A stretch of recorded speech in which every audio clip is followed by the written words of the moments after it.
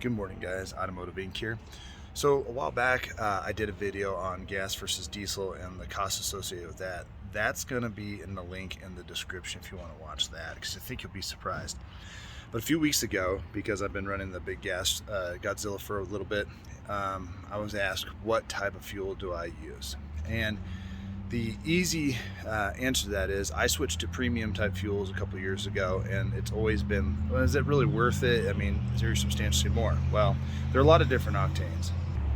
So I switched to clear gas, and if I can't get that, then I do typically run premium fuel. You'll notice that the fuel cost here, if you can read it, $3.77 on diesel, so I still don't miss that. And then we got $3.57 on premium, and a clear gas or ethanol free is about the same. Now, vehicle octane ratings, at least in most parts of the country, want you to have like 87 or 88 when it comes to your minimum fuel grade.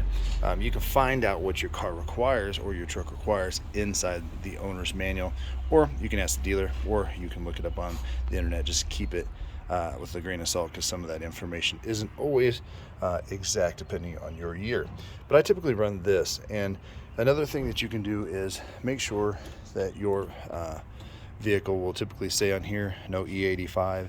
That's the fuel type we don't see here, and that is there are a lot of vehicles that run on that, and there's also E0, E10, E15 that a lot of Fords run on that. Just make sure that if your vehicle can use that fuel before you decide to experiment with it. In addition to that, there are some places that give you premium diesel. So if you're a diesel head, you can get premium diesel. If any of these stations have additives within their fuel, they are required to tell you somewhere on the pump itself. And if you look for premium diesel, Come and Go fuel stops have, what is it called? It's slipping my mind. But, Power Service. They do the Power Service for the summer blend, and then they do a winter blend that does anti-gel. But that's going to be a different video. So a few years ago when I switched over to ethanol-free gas or premium, what did I see? Well, for the most part, and I figured it up, even at, we're looking at 35, 40 cents a gallon more expensive on the big trucks.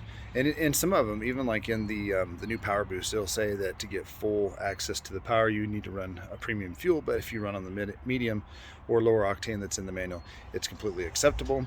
The engine adapts itself to that, and you just might have a little bit of decreased power. Well, in the Godzilla, it does improve fuel economy by about 1.5 miles per gallon. Now, people might think, well, Jesus, 50 cents worth it? Over the long run, yes.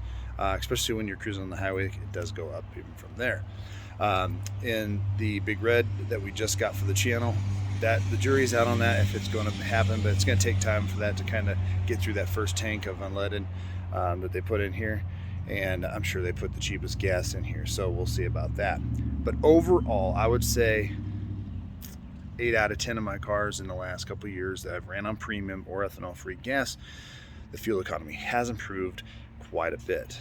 We are putting that in the Tucson now to see if that increases that, and especially in a motor like that where you might get 2 or 3 more miles to the gallon versus just regular unleaded fuel.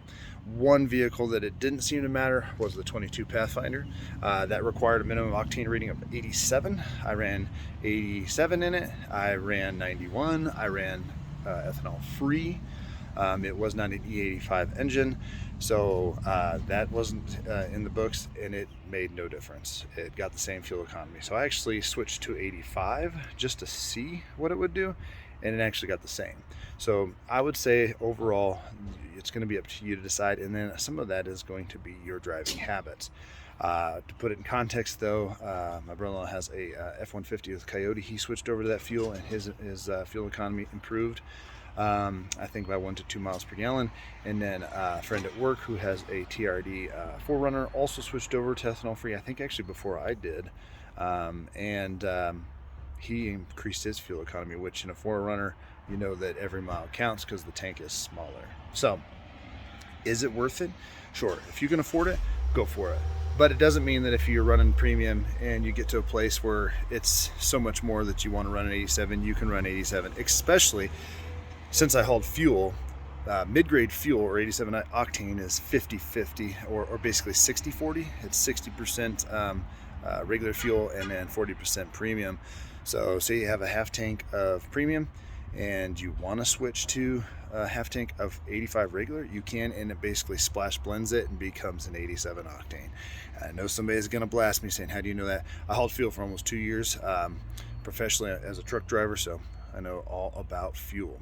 But I hope that answers all your questions, guys. Down in that lower corner is the subscription button. Hit that, hit the notification bell, because we've got a lot of great content coming up. And feel free to keep asking questions. We'll get to the answers as soon as I can. I will get back to you guys. If you have any requests for videos, I will definitely do that. Thanks a lot, guys. We'll see you on the next one.